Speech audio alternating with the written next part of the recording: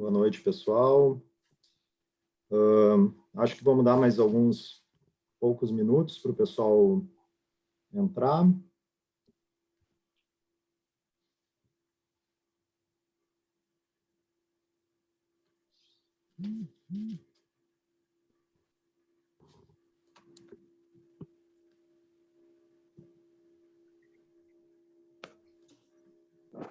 pessoal já está dando boa noite aí no chat. Boa noite. Boa noite. Boa noite, pessoal. Boa noite. Boa noite, Otávio. Oi, Otávio. Noite. Tudo bom, Silvia?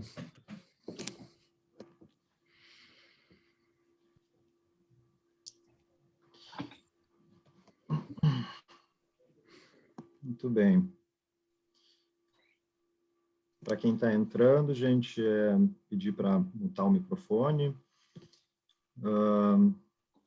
Vamos esperar só mais um minutinho para o pessoal entrar. Já temos aí 50 participantes. O pessoal vai entrando. E aí a gente inicia.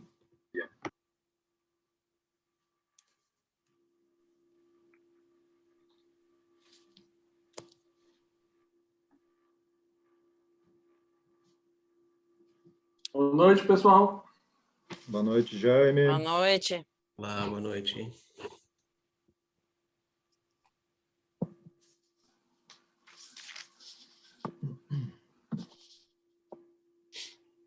Muito bem. Gente, mas acho que vamos iniciando. Estamos aqui, enfim, iniciando essa conversa sobre o livro Memória de um Doente dos Nervos. Esse evento, então, é uma parceria entre a Associação Psicanalítica de Porto Alegre, a POA, e a editora Todavia. A Todavia, quem, então, está relançando, né, o livro do Daniel Paul Schreber, tradução da Marilene Caroni. A ideia hoje é, então, a gente conversar um pouco sobre o livro, enfim, sobre esse relançamento.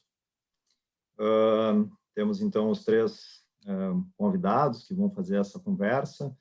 Vou fazer a apresentação, né, rápida de cada um dos três. A ideia é, então, após as falas, que a gente possa fazer, então, uma conversa, né?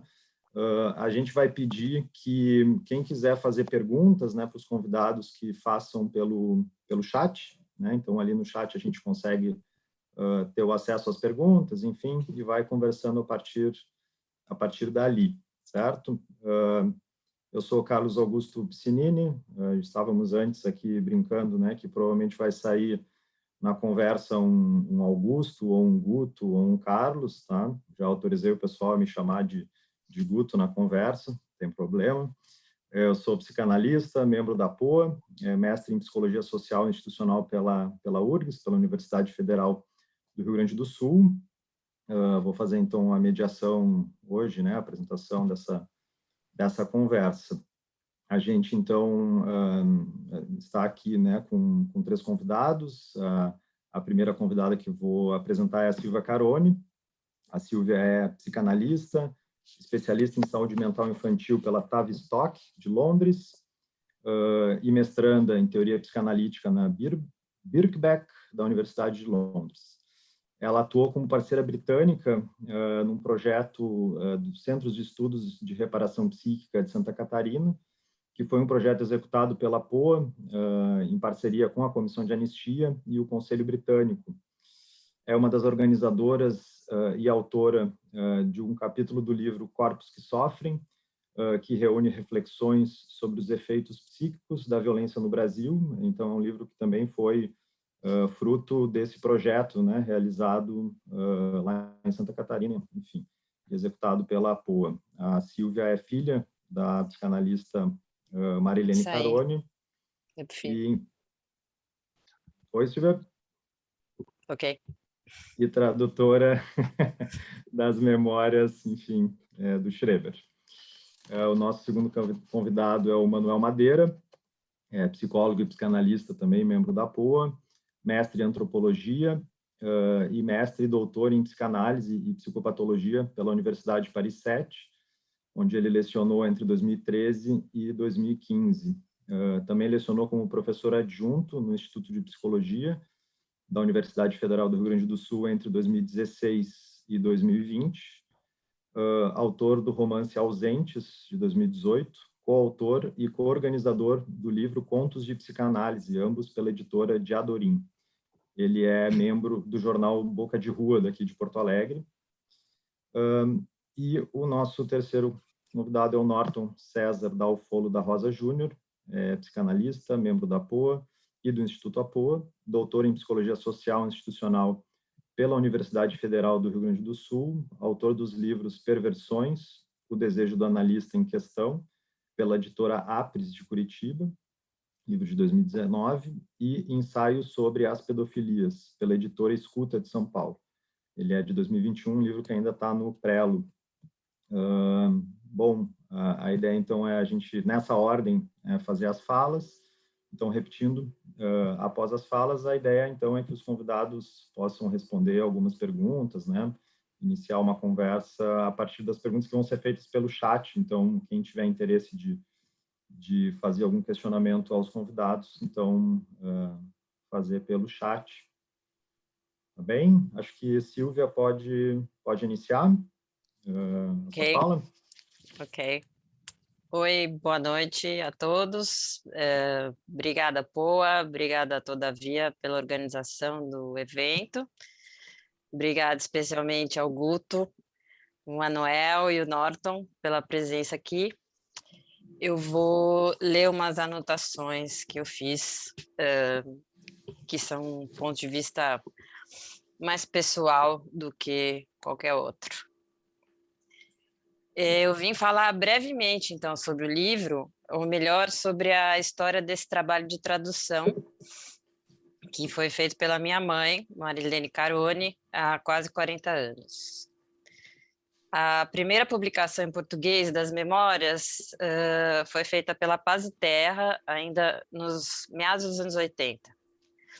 As Memórias de um Doente dos Nervos, do Schreber, em alemão, foram publicadas pela primeira vez, como vocês sabem, em 1903, sem grande repercussão.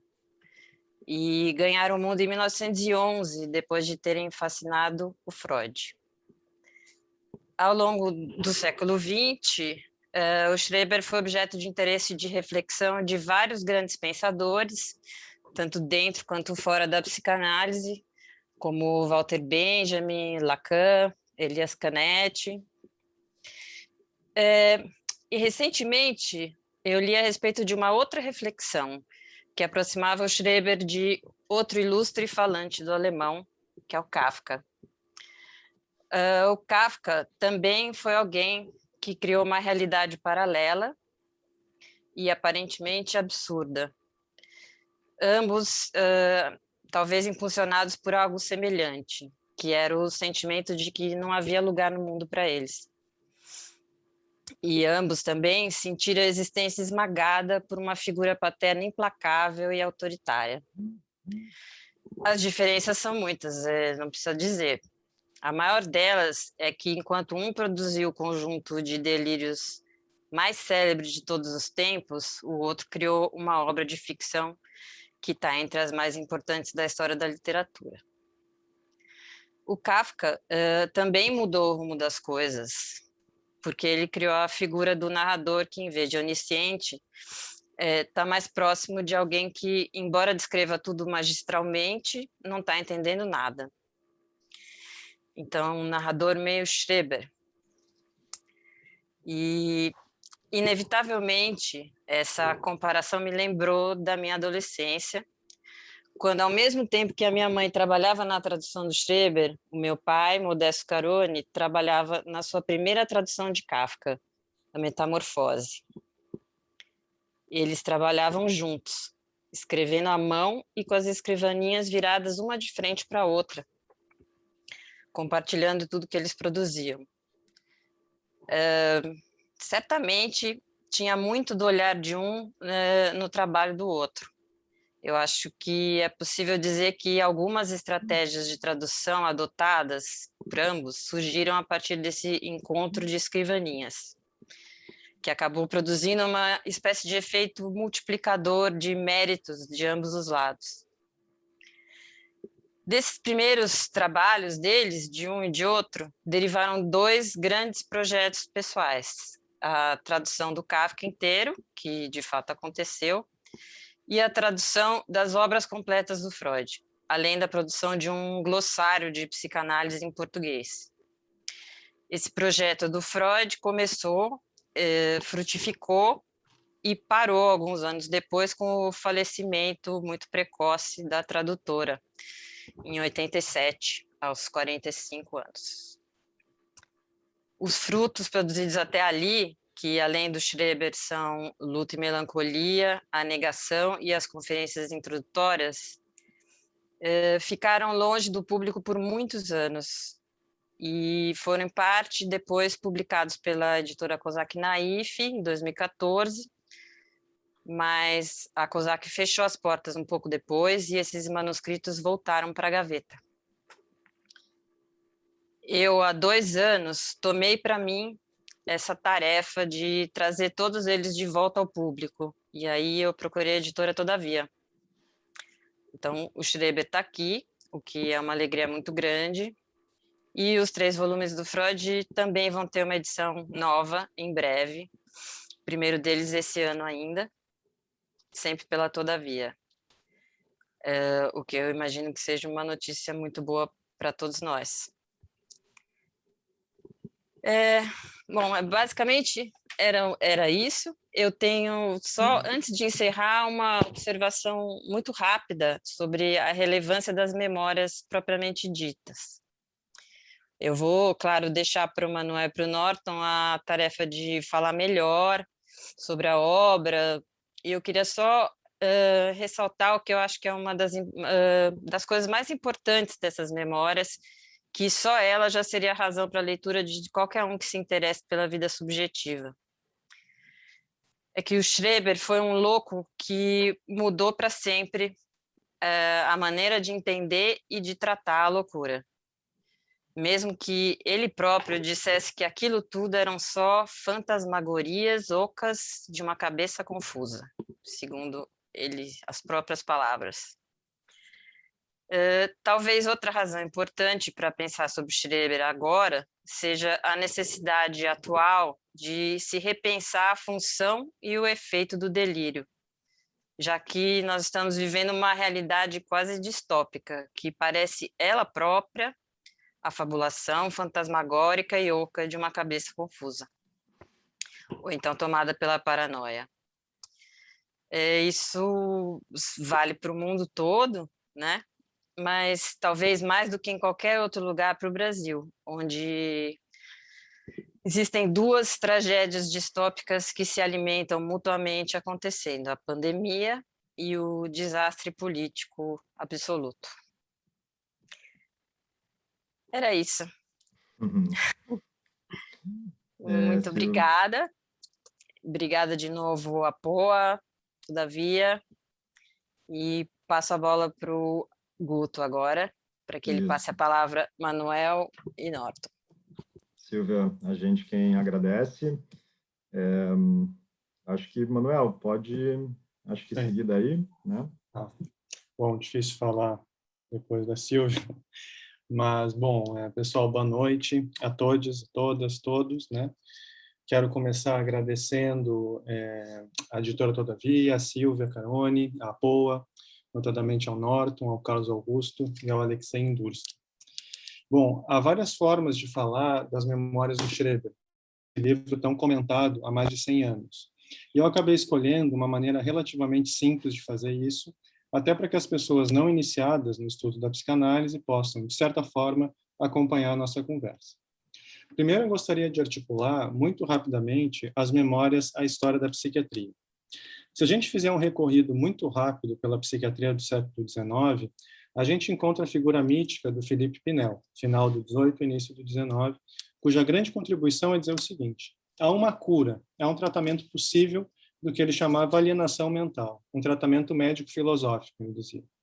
A partir disso, o Pinel se esforça para mapear formas de desencadeamento, que são sempre um fenômeno ocorrido na vida das pessoas, mas ainda não consegue articular 3 dimensões fundamentais, não só das psicoses, mas de toda a estrutura psíquica, que são causa, desencadeamento e cura. Cura/tratamento. Então, proponho que a gente tenha em mente essas 3 dimensões, causa estrutural, desencadeamento e cura, dimensões sem as quais uma abordagem clínica fica muito comprometida. Depois do Pinel, destaco um discípulo dele, Etienne Esquirol, ou Esquirol, né? Que, apesar de defender métodos brutais de tratamento, vai dizer, olha, há 2 tipos de causa. Há uma causa que predispõe à loucura e há uma causa que produz o desencadeamento. Então, o Esquirol dizia que a causa da loucura, às vezes, devia ser situada na mais tenra infância, né? É interessante, porque na época se acreditava que as crianças seriam protegidas da loucura, salvo em caso de idiotia, se chamava assim. E o Esquirol se contrapõe a essa ideia, em passagens furtivas, é verdade, mas se contrapõe. Logo, o Esquirol poderia ter sido um precursor de uma diferenciação entre causa e desencadeamento, ou seja, 2 dimensões que remetem a uma mesma estrutura significante, mas em tempos absolutamente diferentes, ou mesma malha significante, em tempos absolutamente diferentes da história do sujeito. Porém, o que acontece? Depois do Esquirol, ganha força o movimento organicista dentro da psiquiatria, com figuras como Jean-Pierre Farré, por exemplo, que vai dizer, em suma, que a causa é orgânica e o desencadeamento é psíquico. Essa é uma desarticulação fundamental dentro da história da psiquiatria. E essa noção de que a causa é orgânica e o desencadeamento é psíquico vai se manter e vai ser um ponto crucial na obra de dos 2 principais psiquiatras alemães da época do Schreber e também do Freud, pelo menos até 1911, que são Kraepelin e o Bleuler, né? Kraepelin, aliás, é citado, né, diversas vezes pelo Schreber no seu livro. O problema vai ser o seguinte, do ponto de vista das psicoterapias, não havia como a psiquiatria avançar, porque a causa estrutural se desarticulava do surgimento dos sintomas, e isso fazia com que não se teorizassem e não se desenvolvessem tratamentos consistentes, porque a gente só pode oferecer um tratamento a partir de uma hipótese articulada sobre a causa. Então, a gente vai encontrar no Kraepelin e no Bleuler uma lista de métodos de tratamento meramente profiláticos, ou seja, a ideia era evitar alguns maus hábitos, entre aspas, né? Logo, o Bleuler, na esteira do Kraepelin, desaconselha, eu cito, a todo preço e com as últimas das energias, o casamento às famílias degeneradas, onde a esquizofrenia é diagnosticada ou mesmo suspeitada. Segue o Bleuler. Esperemos que a esterilização possa logo ser utilizada em grande escala por motivos de higiene racial, em portadores de predisposição patológica com possibilidade de coitar. Esse tipo de ideia era tão forte no meio psiquiátrico que o próprio Jacques Lacan, na sua tese de doutorado, em 1932, né, vai escrever que o casamento é desaconselhado aos pacientes psicóticos quando ele apresenta o caso da AME. Ora, por que eu quis contar essa história? Entre outras coisas, porque eu vejo nos textos mais políticos muitas críticas ao Freud que se desarticulam um pouco, tanto da época dele, quanto do seu contexto de análise do livro, que é um contexto clínico. Eu também teceria reservas sobre análises que vão colocar em causa a pessoa do Freud, né? Não é essa via que eu escolho aqui. Eu prefiro ressaltar que as principais obras, tanto do Kraepelin quanto do Bleuler, são publicadas em 1911, mesmo ano do texto do Freud sobre Schreber. Então, isso que eu li acima está no mesmo ano, foi publicado no mesmo ano que o Freud publica o Schreber. Assim, eu insistiria em dizer que o texto freudiano é um divisor de águas dentro da história do tratamento da loucura, porque ele vai dizer de modo absolutamente genial que o delírio é uma forma de se produzir uma estabilização dos sintomas psicóticos. Ou seja, o delírio, fenômeno psicótico evidente, que era visto como algo que deveria desaparecer, vai ser tomado pelo Freud como um modo de tecedura de uma estabilização clínica. Então, o Freud faz outro percurso clínico, que passa por Charcot, que passa por Breuer, que o permite, com uma perspicácia clínica imensa, né, tomar a questão das esquizofrenias / paranoias de uma forma absolutamente inovadora. Pequeno parêntese, fala-se muito do Schreber como exemplo perfeito de paranoia. E sim, claro, o livro tece um discurso paranoico.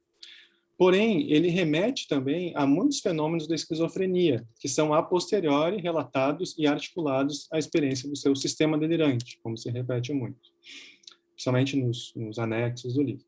Vale lembrar que o Schreber é internado e desenvolve em seguida um estado mais esquizofrênico e que, ao longo do tempo, se transmuta em paranoia. Bom, se sabe que o Freud vai tentar cunhar o termo parafrenia, há uma vasta discussão sobre essas flutuações diagnósticas na psiquiatria, mas, enfim, parêntese fechado. Eu diria que a principal contribuição freudiana é justamente propor uma articulação estrutural consistente que amarra o que era desarticulado na psiquiatria da época. Ou seja, essas três dimensões de causa, desencadeamento e cura que o Freud buscou tecer desde sempre no percurso dele, aliás. Então, o Freud vai buscar a sua leitura, vai basear, a sua leitura a partir do medo da castração, e há um acento forte sobre a questão da homossexualidade, que de fato vai ser criticado pelo Lacan e por uma série de textos, sobretudo os mais políticos, que se debruçam sobre esse verdadeiro evento que é o livro do Schreber. E claro, a marcação da homossexualidade como axial é clinicamente equivocada, eu vou falar disso logo mais.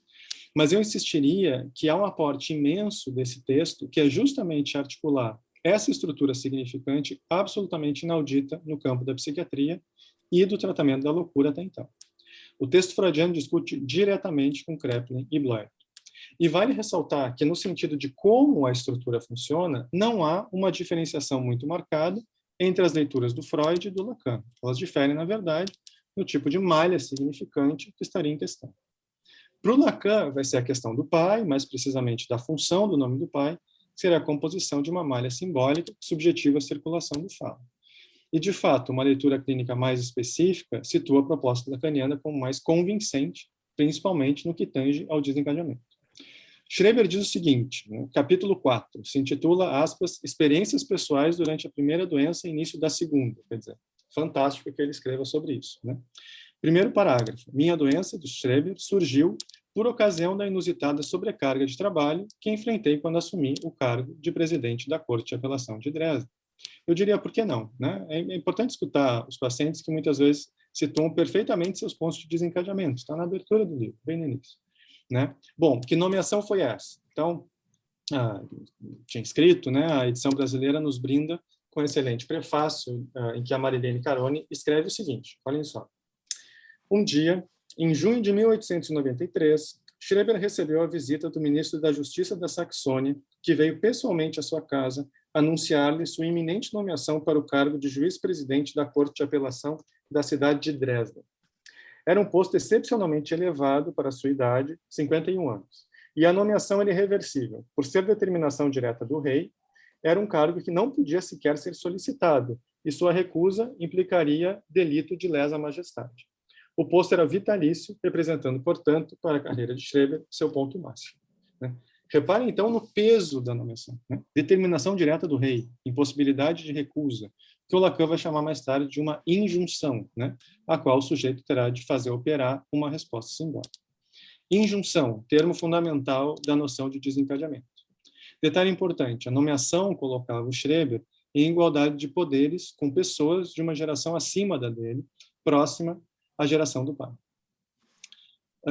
Juízes que o Schreber situa como muito mais experientes, mais familiarizados com as práticas do tribunal, ou seja, há aqui uma imensa demanda fálica.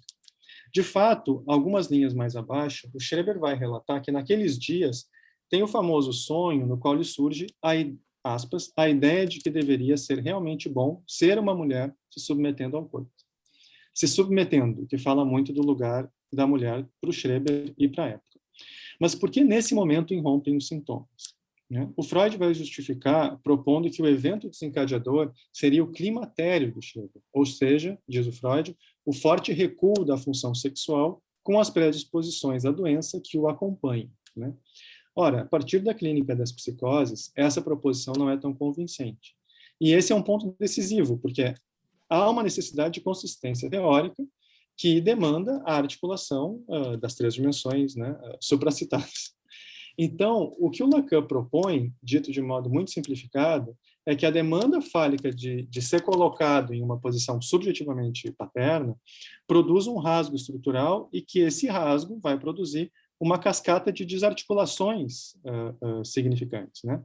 Cascata que desarticula não apenas a posição do Schreber na sexuação ou a sua identidade de gênero, como preferirem, mas também desarticula toda a tecedura da fantasia e da linguagem.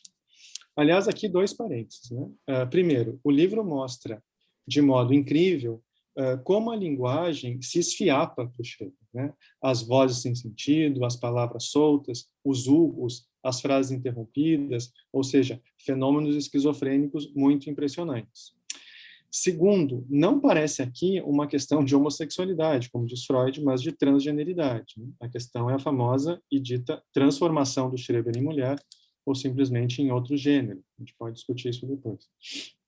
Mas, enfim, no que concerne a noção de pai, ou do pai, enfim, o terreno é um pouco tortuoso para uma fala tão curta, porque o que estaria em questão é a metáfora paterna e não necessariamente o pai da realidade.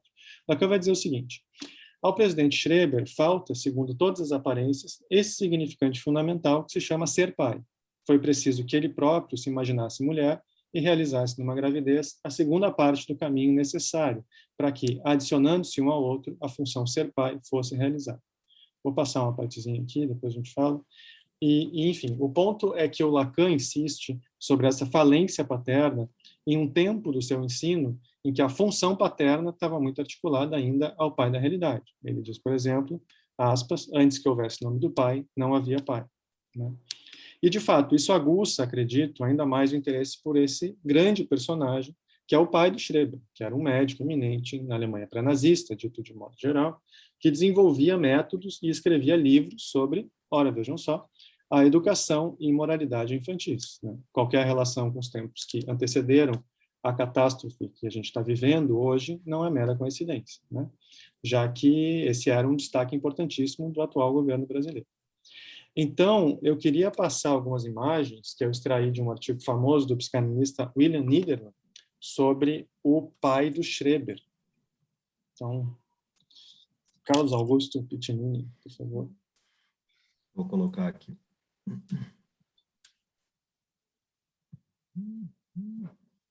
Aí, vou tirar de novo para usar meu texto. Perdi meu texto. Que beleza. Mas vocês estão vendo aí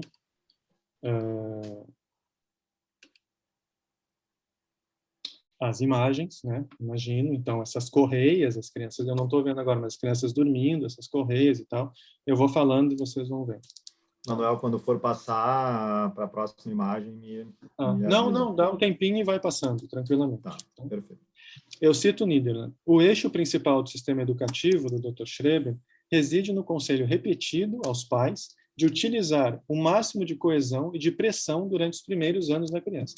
Antes dos 2 anos já tinha que ter começado essas correias, essas torturas, né? E o Dr. Schreber dizia, olha, depois dos 6 anos, as crianças já estão tão submissas, tão dóceis e livres da masturbação, que esse tratamento pode ser desnecessário, né? Niederland novamente. O Dr. Schreber tinha uma preocupação obsessiva pela postura das crianças pequenas e pela sua manutenção o mais retesada possível a todo instante. Então, vejam, a Todavia publica nessa obra monumental uma série de anexos às memórias, e um deles é do Roberto Calasso, em que ele escreve o seguinte: emerge desses artigos, em especial a figura do pai, Dr. Daniel Schreber, pedagogo iluminado e torturador, que teve para todo o século XIX, subterraneamente até hoje, uma imensa influência na Alemanha como defensor do higienismo, da ginástica e de uma educação estritamente moralista. Vale ressaltar, então, que esses livros eram bastante populares, né? Havia instituições Schreber pela Alemanha, esses métodos eram conhecidos. Vejam, há um modo de ação sobre os corpos, né, de disciplinarização dos corpos, que elide absolutamente a dimensão simbólica. É um modo que se baseia na retidão literal dos corpos, né?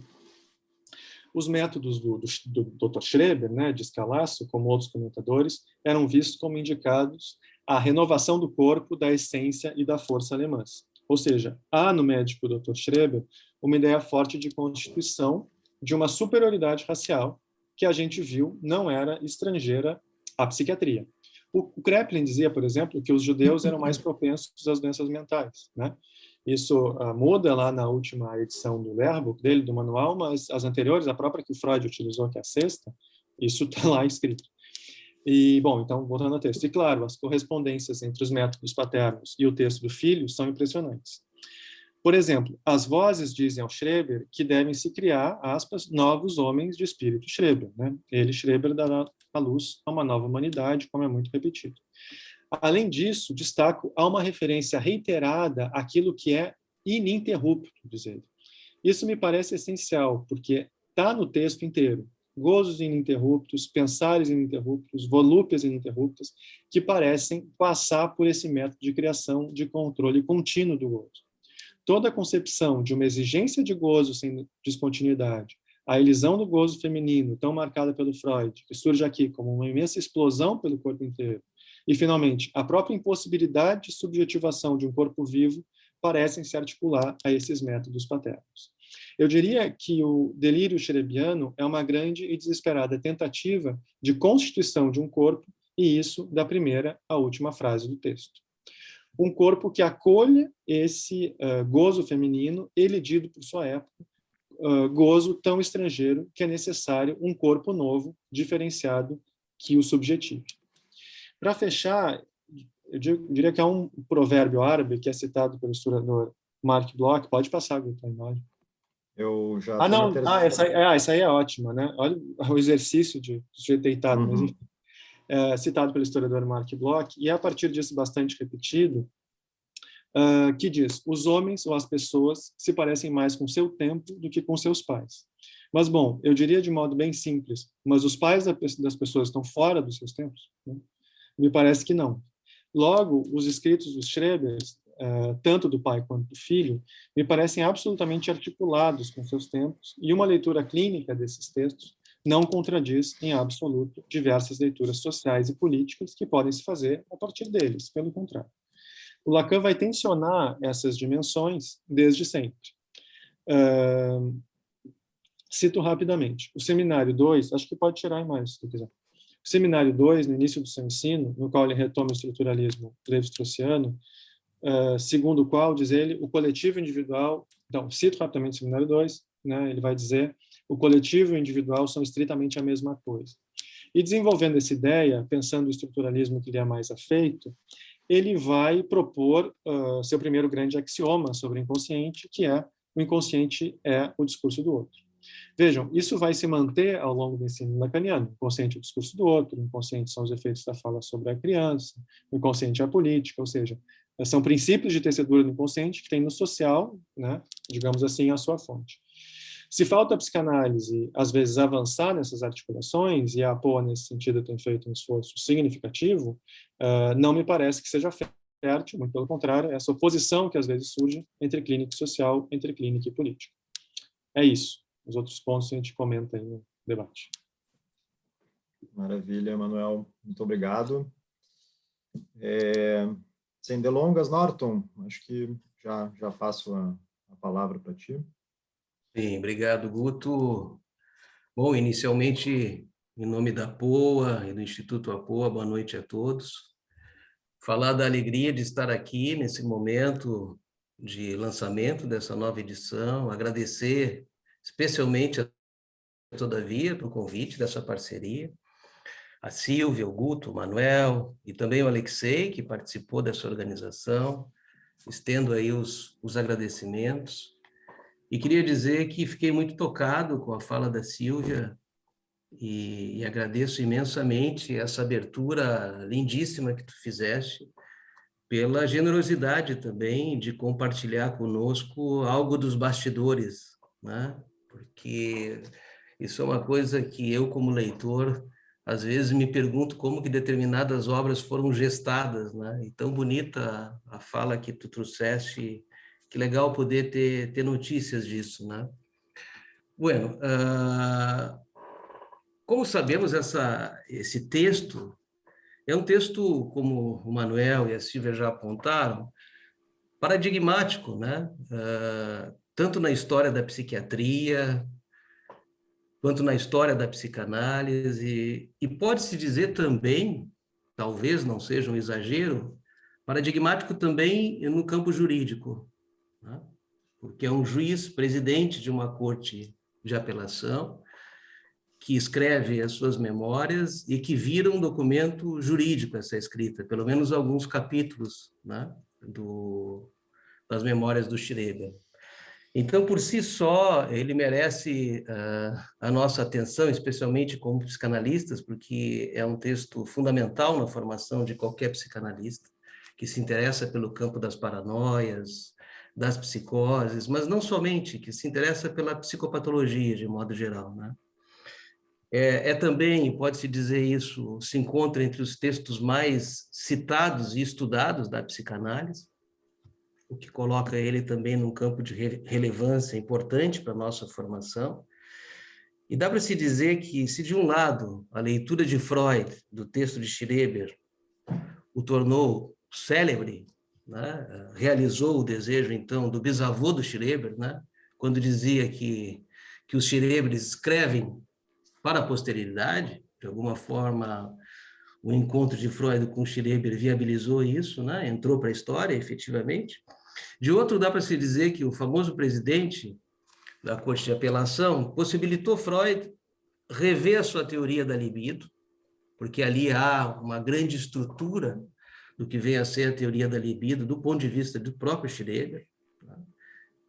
Que Freud pudesse revisitar a sua teoria acerca do narcisismo, ou pelo menos a sua primeira teoria do narcisismo, e também se interrogar sobre algumas questões de ordem eminentemente pessoal, sobre os desejos homossexuais do próprio Freud, né?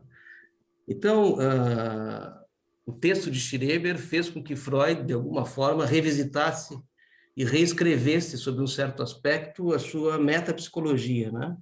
Possibilitando, inclusive, e Lacan vai se apropriar muito disso depois, né? Nos dando alguns elementos para que a gente possa pensar nas possibilidades de uma clínica psicanalítica com as psicoses. Hoje, isso é algo consolidado, digamos assim, nos campos psi, de modo geral, mas naquela época certamente não era, né? Então, por si só, foi algo revolucionário a leitura que Freud propôs. Mas antes de trazer algumas observações, tanto de Freud quanto de Lacan, eu gostaria de fazer menção, e o Manuel já fez essa observação também, ao belíssimo trabalho de tradução e de introdução da Marilene Carone, com esse belo título, né, que ela dá para esse texto de introdução, da loucura de prestígio ao prestígio da loucura. Eu realmente acho esse texto uma pérola, né, de precisão e também de estilística, dando um contorno literário à obra de Schreber, que não existe na obra de Schreber. A primeira vez que eu li esse texto, eu digo para vocês que eu li muito convocado pelo texto de abertura, pelo texto que a Carone escreveu. Não sei se na primeira vez eu teria lido se não tivesse aquele texto produzido, esse desejo de leitura. Então, acho realmente importante fazer menção a isso, porque ela eleva o estatuto de relevância e de importância desse texto. Bueno, no pequeno escrito de Lacan, dedicado à apresentação da memória de um doente dos nervos, aquele pequeno texto que está nos outros escritos, Lacan diz o seguinte: o texto de Schreber é um grande texto freudiano, fecha aspas, pois é Freud quem se dedica a esclarecê-lo. Lacan chama atenção para a genialidade freudiana de reconhecer um sujeito em questão no delírio de Schreber. A virada de Freud na leitura das memórias foi norteada pela ética psicanalítica de dar voz ao sujeito. Então, para além da fenomenologia, da loucura, coloca-se em causa o desejo. E acho que esse é um ponto fundamental e que eleva o texto, essa sensibilidade de Freud de reconhecer um sujeito nesse texto. E parece que este era um desejo do Schreber ao escrever o seu texto, né? Eu propus rapidamente, vou falar uns 10 minutinhos, um recorte mais da leitura lacaniana do texto, abordando dois aspectos: a questão do corpo em Schreber e a relação da escrita com esse corpo, e aquilo que Lacan vai falar sobre a foraclusão do feminino na paranoia e as consequências disso na constituição do delírio de Schreber. Então, as memórias de Schreber, dá para se dizer, que evidenciam um corpo como um verme, como diz Schreber. Ele mesmo diz isso, ele mesmo escreve isso, né? Um verme em decomposição. Ao tentar revogar a interdição que lhe foi imputada, perdeu seus direitos civis, né? Schreber faz sua própria defesa, mediante a escrita, como uma tentativa de salvar-se da putrefação. A partir da sustentação, essa bela sustentação da tese, que ele vai dizer que ele não é um doente não é um doente mental, ele é um doente dos nervos. Fantástico isso, né? E vai explicar todo esse processo de inervação, toda a estrutura delirante dele a partir dessa lógica do doente dos nervos. Isso consta, e aí cabe a sugestão de leitura também, nos apêndices e nos anexos, que são textos fundamentais, que é o próprio texto que Schreber vai escrever e que vai ser submetido à perícia depois, para revogar a interdição que lhe coube, né? Que ele perde em primeira instância, mas em segunda instância ele consegue revogar a interdição e recuperar os seus direitos. Então, ao passar pelas ruas, indo nessa linha do corpo como um verme em decomposição, ele tem a sensação de estar andando num vasto cemitério, onde chega inclusive a ver a sepultura de sua mulher. Um dia, depara-se com um jornal em que é anunciada sua própria morte. Vê-se tomado pela peste e pela lepra, após seu corpo ser submetido a manipulações repugnantes. Diante do projeto divino de assassinar sua alma, nenhum de seus órgãos são poupados. Introduziram um verme em seus pulmões, que se contraíram até quase desaparecer. Retiraram seus intestinos, seu esôfago foi picado em pedacinhos, suas costelas foram quebradas, engoliu parte da laringe, o estômago foi substituído, os nervos da cabeça foram arrancados e o cérebro amoleceu. Implantaram pequenos homúnculos em sua cabeça. Isso tudo faria parte de sua constelação delirante, ou seja, do complô de Deus para assassinar sua alma e entregar seu corpo como o corpo de uma mulher entregue à prostituição. Os raios de Deus diziam, abre aspas, eis um presidente da Corte de Apelação que se deixa fuder, fecha aspas. Somente mais tarde ele vai aceitar essa emasculação, né? Em nome de uma certa rendição e gerar uma nova humanidade, tornando-se a solução do conflito entre Schreber e Deus. Assim, ele declara gozar de uma sensibilidade sexual de uma mulher e adotou uma atitude feminina perante Deus. A partir daí, seus nervos foram dotados de uma sensibilidade ímpar, tornando-se, assim, seu dever oferecer aos raios divinos a volúpia e o gozo requeridos de seu corpo. Em nome desse imperativo, né, de salvar a humanidade, especialmente de salvar a humanidade dos homens feitos às pressas, que é uma expressão fantástica do Schreber, né? E aí entra nisso que a Silvia e o Manuel trouxeram, o quanto é atual, né? Se o Schreber pudesse retornar e nos salvar desses homens feitos às pressas, a gente iria agradecer muito. Então, no seminário As Estruturas das Psicoses, Lacan levanta a seguinte questão: por que a fantasia feminina, que habita em todo e qualquer homem, no caso da paranoia, toma proporções que denuncia a fragilidade da estrutura simbólica do sujeito? Isso leva a analisar as memórias, tomando como referência a foraclusão da condição feminina do Schreber. Lacan vai apontar a posição do sujeito na psicose em relação à cadeia significante a partir da disjunção, da ruptura entre o código e a mensagem. Pois na psicose, essa mensagem não viria do outro de forma invertida, recairia no sujeito de forma direta.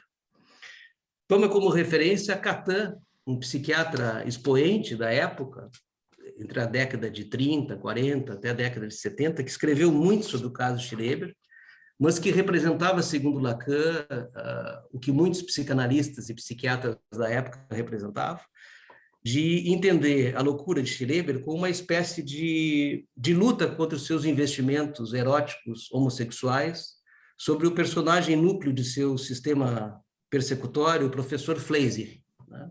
que é uma grande referência, e Schreber abre o seu texto fazendo referência ao lugar e a importância de Fleischer na sua paranoia. Mas Lacan vai propor outro caminho, ele não vai seguir esse caminho. Ele vai dizer o seguinte, chamando atenção para a passagem que Schreber relata quase meio sonolento, parece um sonho, parece uma fantasia, logo após, quando ele foi nomeado ao cargo de presidente do Tribunal de Apelação, e se vê numa posição de injunção a ocupar esse lugar, ele tem esse pensamento, como seria belo ser uma mulher na hora do coito. E esse pensamento, segundo Lacan, é uma espécie de conflito moral para ele. Esse conflito seria uma espécie de um conflito moral nuclear na história de Schreber, que passará assim a se inscrever no real do corpo. Ele não tem, segundo Lacan, uma condição de simbolizar essa posição feminina, e isso efetivamente precisa se inscrever no real do corpo, constituindo o seu delírio e o seu processo de emasculação. E Lacan nos diz o seguinte, o que levaria a primeira captura na imagem feminina até o desabrochar de um sistema do mundo no qual o sujeito está completamente absorvido em sua imaginação de identificação feminina? E Lacan propõe como resposta a falta de uma simbolização primitiva, a falta de uma Beyarro. A função feminina no presidente Schreber ficou fora de simbolização. Se a função feminina não está minimamente simbolizada, o sujeito é deixado largado, é deixado liegen lassen, como diz Schreber, né? Essa é uma expressão do próprio Schreber. À mercê, enquanto objeto do gozo do outro. Já estou finalizando. Então, na psicose, o outro, como absoluto, está encarnado. O que resulta disso é que o sujeito psicótico se vê como não sendo o autor de suas palavras. Isso seria, na expressão do Schreber, estar largado. Jogado nessa posição de ser só o objeto de gozo do outro. Ou ainda, uma espécie de vítima impotente das mais diversas manipulações e recriminações. Talvez por isso, Schreber encontrará como resposta a Verwerfung de sua feminilidade a emasculação e a consequente fecundação pelos raios divinos, com a finalidade de criar novos homens, procriando com Deus e gerando uma nova humanidade. Uma das queixas do Schreber em relação à não realização da sua vida é do casal, ele e a sua esposa, não poderem ter tido filhos, né? Como esse outro se manifesta em Schreber? Aparece pela produção da frase interrompida, pela disjunção entre o código e a mensagem, algo típico da lógica psicótica. A constatação dessa disjunção levou Lacan a propor o desafio de reconstruir a outra parte da frase. Aqui está a edição, belíssima, uma bela capa, com a tradução e esse texto que eu mencionei da Marilene Caroni, pós-fácil Elias Canetti, Roberto Calasso. Compre um livro que vale a pena. Muito obrigado. Norton, muito obrigado pela fala. Obrigado por mostrar o livro, né? Podia ter feito no início. Está realmente muito bonita a edição. A gente tinha pensado, né, a conversa até às 8, já são 10 para as 8, eu ia propor da gente seguir um pouquinho mais, né? Acho que, como eu coloquei no início, a ideia agora é que os participantes possam fazer perguntas pelo chat, acho que, né, a partir da discussão que foi proposta pela Silvia, pelo Manuel e pelo Norton. Não sei se fica bem, Silvia, Manuel, Norton, podemos estender alguns minutinhos mais? Sim, sim, claro. Sim. É tranquilo. Perfeito. Acho que o pessoal pode ir fazendo, né, fazendo os questionamentos, enfim, algum comentário que a gente possa comentar. Eu acho que, de qualquer modo, né, reforçar os agradecimentos, né, todavia, especialmente a Natália, que está, enfim, nos auxiliando hoje, da editora Todavia, ao Alexei, que, enfim, não pôde participar hoje, enfim, ajudou a gente a organizar o evento. Eu não sei, Silvia, Manuel, também, Norton, na medida que as pessoas vão comentando, vão perguntando, se tiverem algum comentário, enfim, estender um pouco a iniciar a conversa, fiquem também, né, à vontade.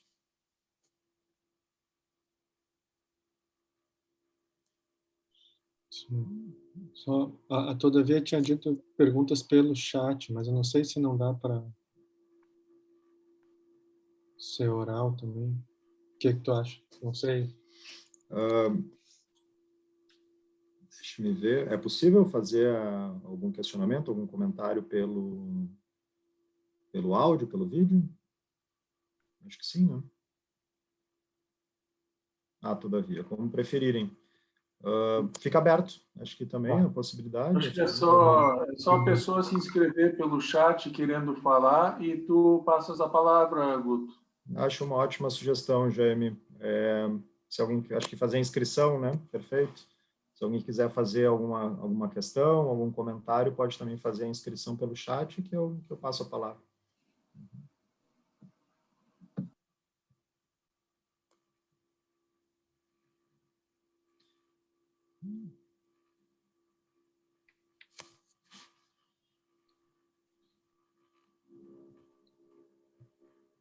Um comentário. Eu ia propor uma conversa a partir de um comentário que o Norton fez e que acho que é bem importante, especialmente em relação ao tratamento das psicoses, né, Norton, quando tu fala que já está consolidada a ideia, né, do delírio ser um organizador, né, enfim, para os sujeitos, né? E aí fiquei com uma questão, assim, né, se tá tão consolidado assim, né, claro, entre a psicanálise, enfim, os psis, talvez isso seja algo já mais consolidado, mas fiquei pensando quanto no tratamento, inclusive na saúde coletiva, se essa é uma questão que a gente, né, poderia conversar ainda muito mais, né, qual é que é o efeito de um delírio, quanto se consegue, né, escutar um delírio no sujeito.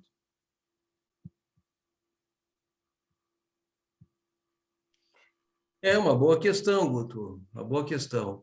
Eu, quando me referia, talvez eu não tenha me expressado bem, o que eu acho que está consolidado, entre aspas, consolidado é sempre uma palavra muito forte, né? Talvez não seja mais interessante, mas que está, digamos assim, que há um reconhecimento, a tua fala me ajuda a reciclar a questão, que há um reconhecimento sobre a pertinência, a relevância, a eficácia da clínica psicanalítica com as psicoses, né? Hoje, depois de algumas décadas, que os próprios pacientes puderam dar o testemunho dos efeitos dessa clínica, né? Eu acho que é reconhecido em diversos campos sobre a pertinência e a eficácia dessa clínica, né? Em relação ao delírio, tomando o delírio dentro de um viés eminentemente freudiano, eu diria o seguinte: eu acho que nós não escutamos o delírio. Eu acho que nós escutamos a construção delirante. Partindo do pressuposto freudiano, que nós também não escutamos o sonho, né? Nós escutamos o relato do sonho. Essa distinção que Freud vai fazer entre o pensamento onírico, que é aquele que se dirige somente ao sonhador, é narcísico por excelência, e o relato do sonho, e todos os seus efeitos de condensação e deslocamento. Nesse sentido, eu acho que quando um analista escuta um sujeito numa posição discursiva psicótica, ele escuta a construção delirante, porque o delírio em si ele é impronunciável.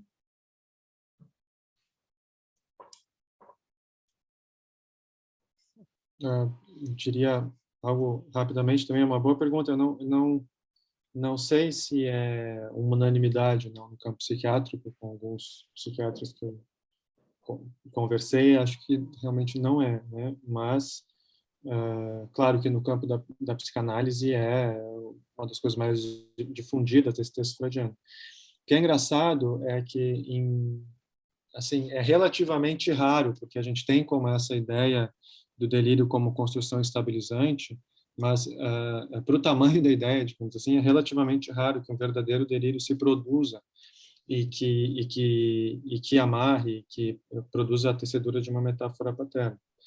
E porque às vezes se confunde, né, o que é um delírio, né? É muito interessante quando a gente pega os anexos do Schreber, como eles já falam de sistema delirante.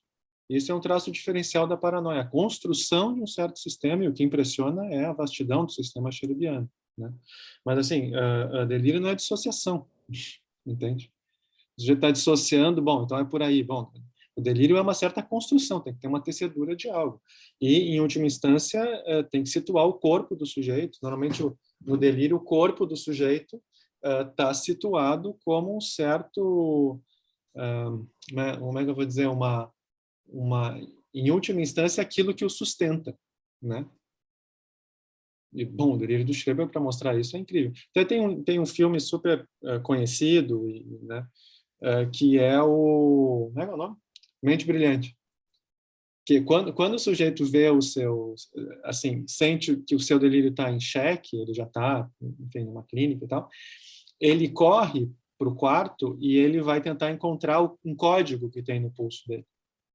Certo? Porque, em última instância, ali era a prova de que aquele delírio se sustentava. Então, isso o Caligares diz no Clínica Diferencial das Psicoses, que, em última instância, o corpo dá a prova, né, substancial do seu delírio.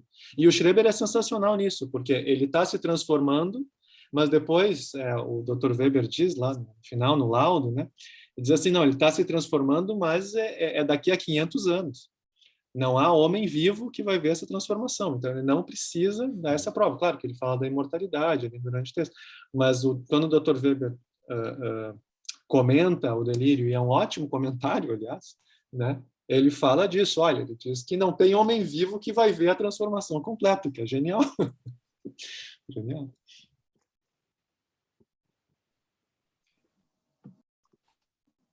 Posso falar? Claro. Oi, Maria Ângela, por favor. Oi, cheguei mais tarde, mas não podia perder essa discussão. Eu não sei se falaram, porque uma coisa que eu acho o livro do Schreber sensacional e o que o Schreber conseguiu numa época onde, bom, não tinha medicação, ele teve que fazer só um trabalho psíquico para se sustentar, né? De alguma forma, podendo voltar ao convívio social, né? Realmente, por isso que ele virou o Schreber, que está aí até hoje. Mas a questão da ordem das coisas, que eu acho que também é algo muito importante na construção que ele faz, porque de alguma forma se instala algo da lei organizadora dentro do mundo das ideias do Schreber. É quando a ordem das coisas começa a definir como é que as coisas têm que ser, né? Então, ele também trabalhando no sistema judiciário, né, a ordem das coisas não é qualquer coisa, né? Começa a botar em ordem e a poder, então, estabilizar, né, algo que estava completamente ainda muito sem forma no seu início, porque ele vivia no corpo, né? Ele gritava porque o seu corpo estava sendo devastado e tal, invadido, né? Então, assim, a ordem das coisas é que permite que essas invasões já não aconteçam. E também sobre a questão, assim, que estava se levantando do delírio, né? Eu concordo, assim, que não é, assim, bom para fazer um delírio que sirva como metáfora paterna. Até eu estava pensando, talvez um delírio que sirva como metáfora paterna seja algo que hoje passe mais pela questão da esquisitice. Alguém que tenha algo esquisito, assim, uma teoria, né? Eu sei, tinha um médico em determinado lugar que estava certo que tomar urina de manhã era a solução de todos os problemas. E isso era aceito. Então, está aí algo que faz toda a coisa de engolir algo que vá proteger de dentro, sei lá, toda isso pode se pensar assim, porque esse sujeito tem um lugar social e isso não é perdido por conta dessa sua estranheza. porque, no geral, quando a coisa delirante vem, o que eu acho mais fácil de definir é assim, o que está mais... Já é possível ser aceito na saúde mental, me parece mais a questão de poder escutar o delírio para poder encontrar os elementos que ali no delírio me dizem de um sujeito que está perdido. E isso, sim, isso me parece muito mais fácil de poder produzir uma discussão com as pessoas envolvidas na saúde mental. Muito obrigado, Maria Ângela. O Otávio... Posso levantar mais uma ou eles respondem primeiro? Jaime, só o Otávio se inscreveu, acho que ele gostaria de fazer um comentário. Depois, pode ser depois, Jaime? Pode, claro. Tá, perfeito. Otávio. Então, pessoal, boa noite. Eu queria também agradecer aos colegas e a Silvia, especialmente, por essa oportunidade, né, de estar aqui e escutando vocês a respeito dessa nova edição, né? Mas, assim, vou fazer um breve comentário só para o lado do livro e não pela discussão das psicoses, né? Porque, na verdade, o que eu queria mesmo era agradecer a Silvia, né, por essa oportunidade de se fazer cargo de uma herança que me parece extremamente importante para nós do campo da psicanálise, né? Que é essa possibilidade de termos acesso, então, assim, para futuras gerações também, de uma obra que é importantíssima na história da psicanálise, que é as Memórias de um Doente dos Nervos. Eu, assim, somo ao que o comentário que o Norton faz, eu acho que, efetivamente, o que torna viável a leitura das memórias é o prefácio da Marilene. Eu acho que o prefácio ele é de uma riqueza, de uma precisão e de uma beleza na construção dele que, por si só, já valeria o livro, né? Acho que ele tem, assim, ela consegue conjugar os elementos, né, que poderia dizer assim, de uma leitura da psicose que é impressionante, né, a partir dessa tradução. Eu acho que isso é uma coisa assim, poucas vezes a gente consegue ler um prefácio, né, que tem essa riqueza que tem feito pela Marilene, né? E, enfim, eu acho que isso eu gostaria de destacar, né, para que a gente também, eu acho que consiga situar também um trabalho, né, de elaboração feito pela Marilene nessa oportunidade de nos trazer o contato, né, com o livro do Schreber. Então, Silvia, eu acho que é isso. Então, já que tu anuncia, né, as novas traduções da Marilene, eu acho que isso é muito bem-vindo, né, para esse momento que a gente está, né, da psicanálise, e acho que vai ser muito rico para nós isso, né? E eu sempre, bom, isso é um comentário, mas assim, só mais uma observação, porque o Norton chamou atenção também para os homens feitos às pressas, né? Para mim sempre me ocorreu que uma tradução que seria bastante pertinente também seria os homens feitos nas coxas. Porque eu acho que a gente também é isso, né? Eles são mal feitos, né? Foram feitos fora de lugar, né? Tem uma coisa da expressão dos homens feitos de homens feitos nas coxas que para mim é muito próxima, né, dos homens feitos às pressas. Então, um breve comentário a esse respeito da tradução. Tá bom? Muito obrigado, então, pela oportunidade. A gente quem agradece o comentário, Otávio. Jaime, pode... Puxa, me somando aos agradecimentos, e Silvia, a conquista que tratas de fazer sobre o que herdaste para torná-lo teu e transmiti-lo a todos nós é sempre uma tarefa importante nas nossas vidas, né? Podemos fazer isso. Mas eu gostaria de levantar uma questão que é debatida, né, O Schreber é o caso do Freud que não foi um caso que ele atendeu. Ele pegou um relato, um texto, e a partir disso, né, tudo isso que já foi comentado e tantos comentários são feitos sobre o texto do Schreber. A questão clínica, né? A diferença entre atender um psicótico ali, na sua fala, e trabalhar em cima de um texto. E o lugar do escrito no atendimento da psicose, do psicótico. Se poderiam comentar alguma coisa nesse sentido.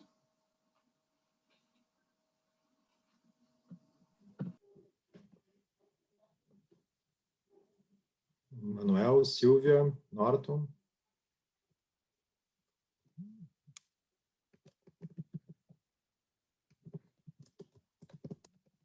Pois é, bom, teria bastante coisa, mas não me vem nada muito conciso. Na verdade, até a tese de doutorado começou assim, o mestrado foi sobre a escrita, né, dos psicóticos. Então, com estágio e oficinas de escrita no São Pedro. E, bom, é algo extremamente frequente, né, os pacientes que escrevem. Acho que tem isso da litera, né, de algo que ancora e ao mesmo tempo que se perde, né? Mas enfim, teria muito a dizer disso. Depois se passou a de certo modo pensar uma escrita psíquica, né? Mas é impressionante como é frequente isso da escrita, enfim, dos pacientes. E, bom, ela vai dizer que o papel branco é que faz essa função de secretário do alienado, que permite que ele possa desenvolver esse delírio imenso sem ser interrompido, digamos assim, com a ideia de ser escutado. Há algo parecido até com Joyce, de acreditar que vão falar dele durante muito tempo, e é o fato, é o caso que a gente está aqui, e de enfim, se reconstruir um lugar social a partir disso. Nesse sentido, tem bastante sucesso a empreitada schrebiana. Enfim, teria muito para dizer, mas...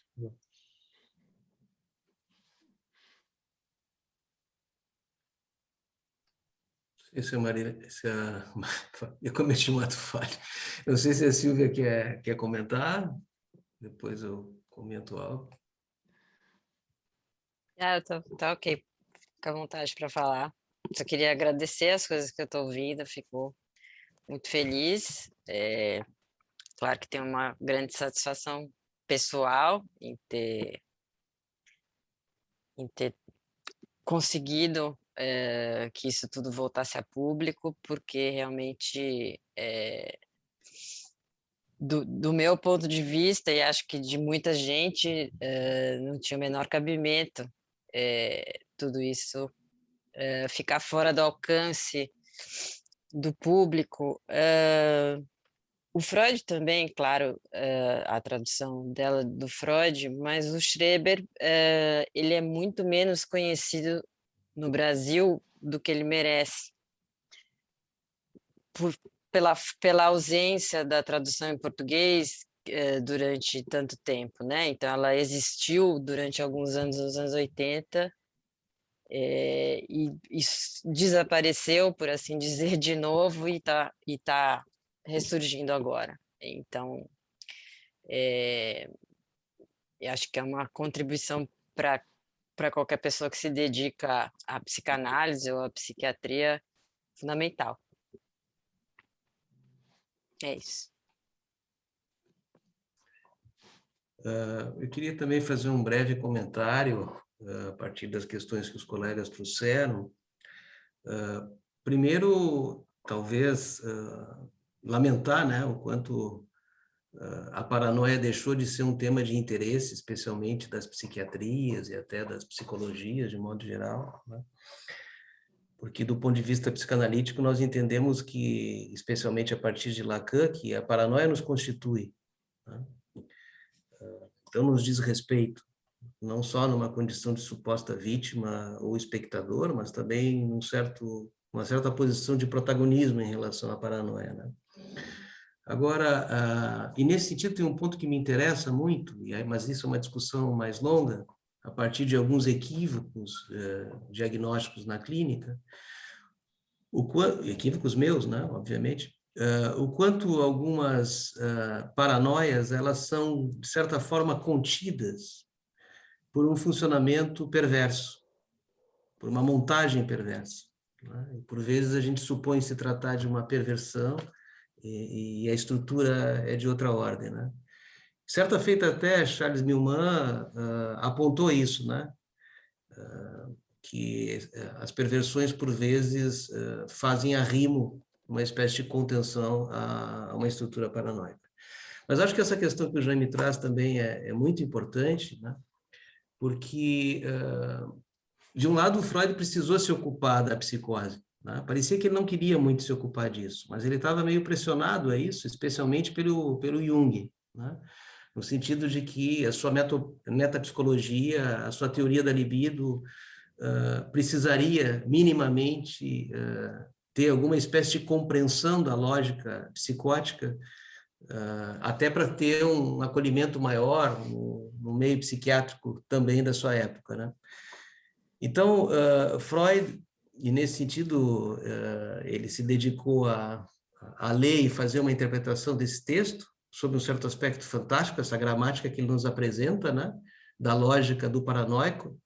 Eu amo, não, eu não amo, eu odeio, então ele odeia, e se ele odeia, ele me persegue. Essa lógica da etiologia do perseguidor que surge com Freud, a partir do amor, isso é interessante, o amor pelo Fleiser, né? Que se constitui como o primeiro perseguidor, que depois vai se deslocar para a figura de Deus, né? Mas tem um ponto importante aí, que Freud, ao meu ver, ele não traz elementos para que a gente pense numa direção de tratamento com a psicose. Até não poderia, porque ele não entrou com o corpo, né? Acho que aí entra um pouco na questão que o Jaime traz, né? Ele não atendeu psicóticos. Lacan entrou com o corpo. Lacan exerceu uma clínica com a psicose. E, nesse sentido, além de tentar situar a lógica psíquica de um sujeito subjetivado num discurso psicótico, ele nos apresenta elementos para pensar a direção do tratamento. Ou seja, ele esteve sob os efeitos da transferência e precisava, de alguma forma, se desembaraçar disso.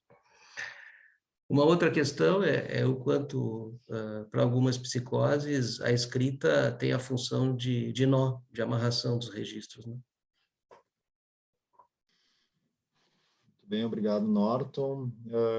Eu fiz o encerramento das inscrições, tem uma última inscrição da Júlia Torman, acho que podemos um último comentário. Júlia? Oi, boa noite. Oi. Boa noite.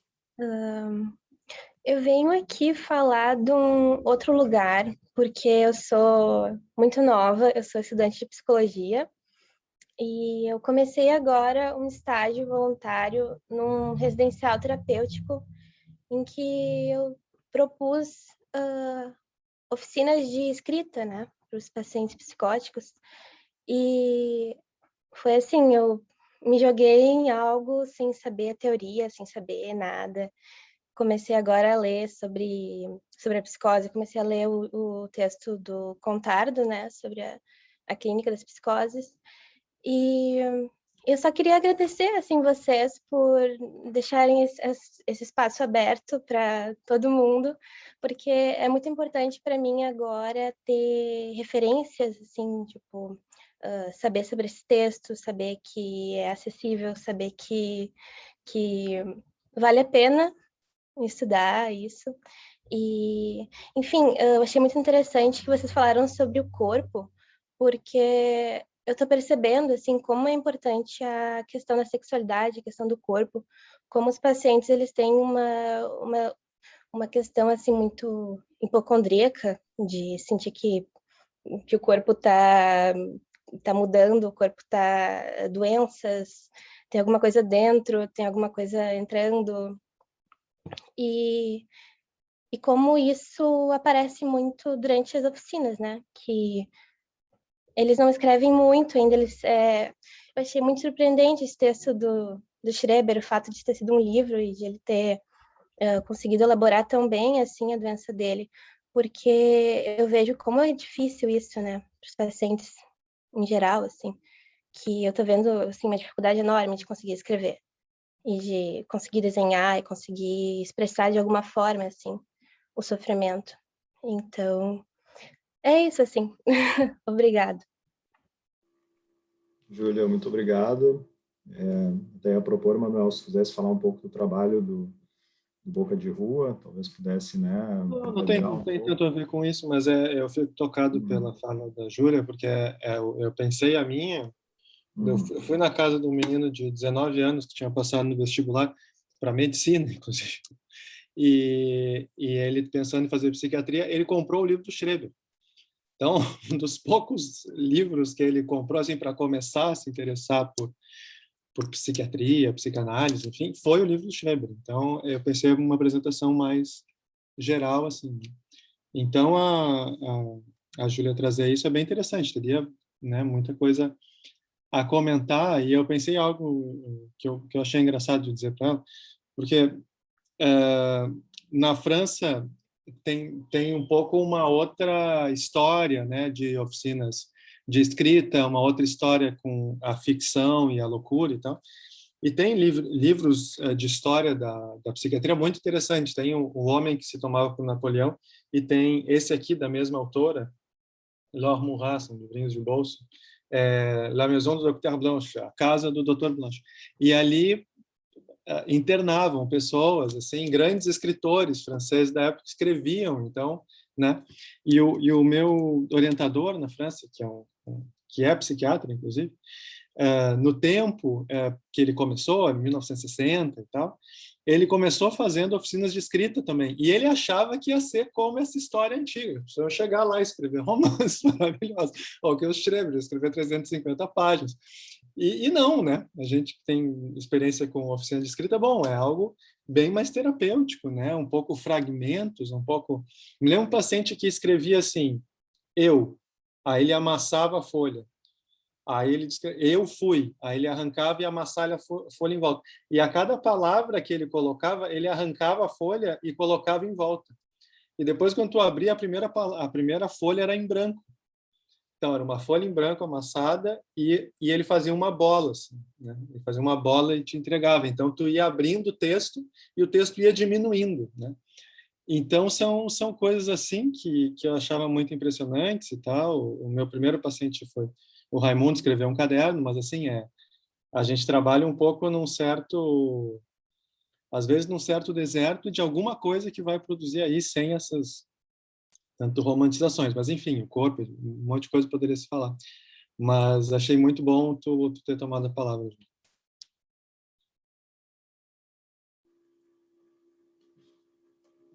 bem.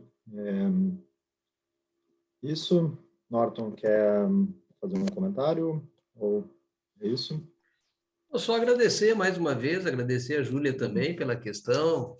Gostei desse início. Eu sou jovem, né? Todo mundo...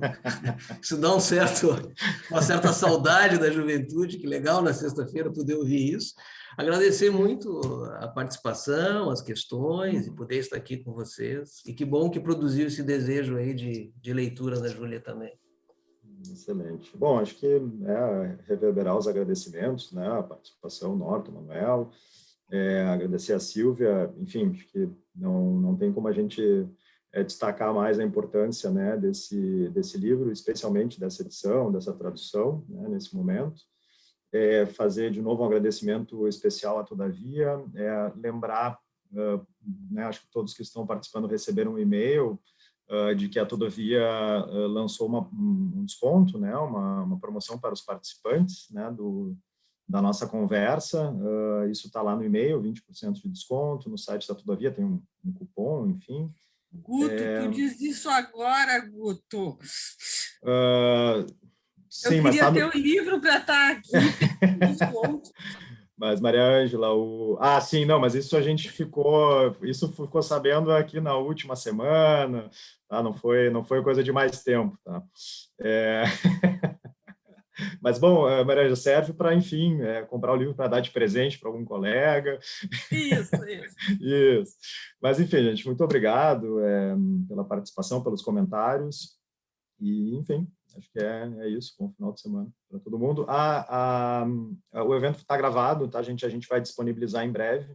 Tá? Vamos ver por quais canais a gente vai disponibilizar. A gente manda pelo e-mail, acho que dos inscritos, aí fica mais fácil de acessar. Ok? Ok. Obrigada, boa noite.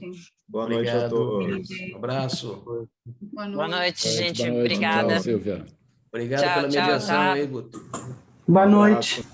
Boa noite. Tchau. Tchau. Boa noite. Boa noite e obrigada. Boa noite. O Guto saiu, então eu saio também.